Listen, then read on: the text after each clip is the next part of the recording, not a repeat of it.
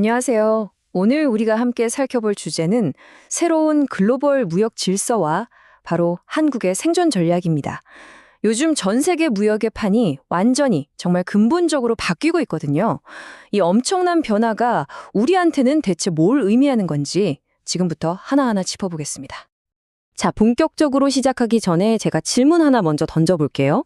우리나라는 사실 수출로 먹고 사는 나라잖아요.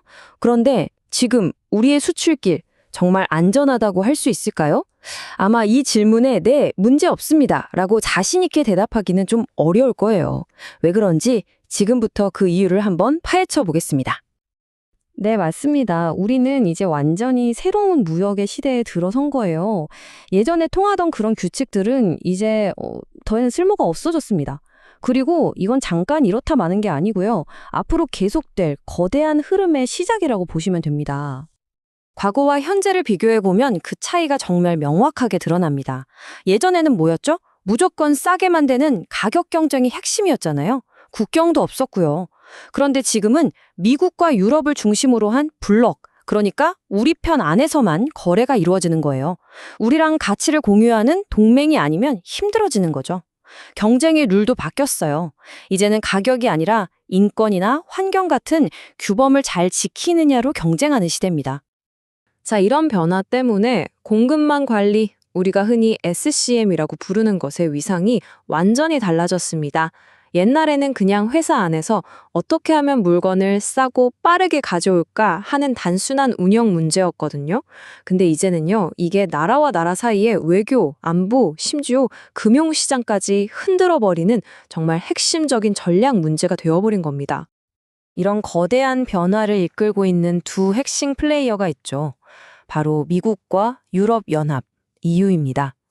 그럼 이들이 각각 어떤 방법으로 우리 기업들의 공급망을 압박하고 있는지 좀 더 구체적으로 한번 들여다볼까요? 먼저 미국부터 볼까요? 미국이 우리에게 던지는 질문은 딱 하나, 바로 이겁니다.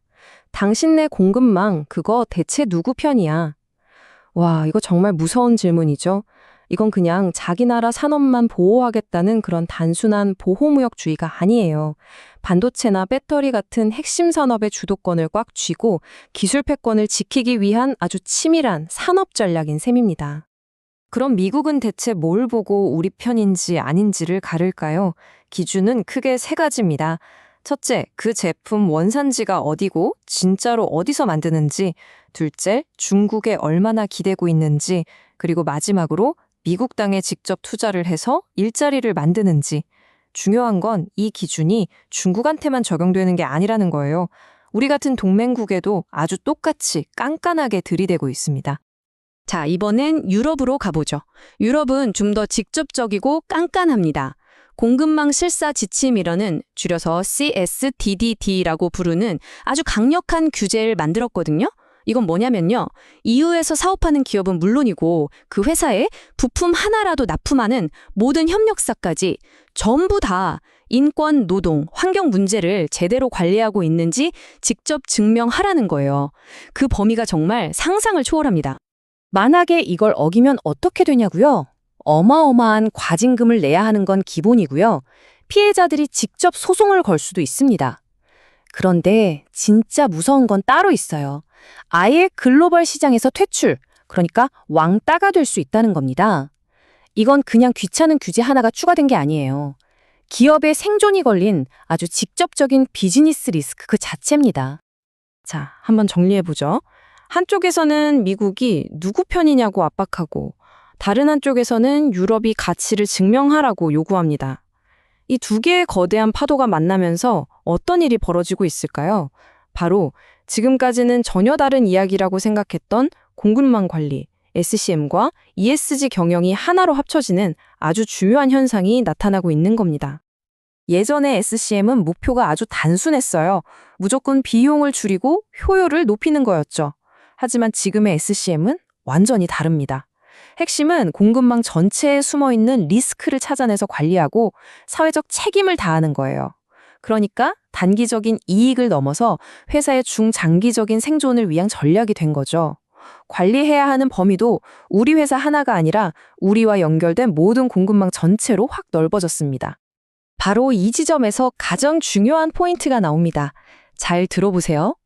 이제 ESG는요, 그냥 우리 회사는 착한 기업입니다 라고 말로만 하는 선언이나 홍보 문구가 절대 아니라는 겁니다.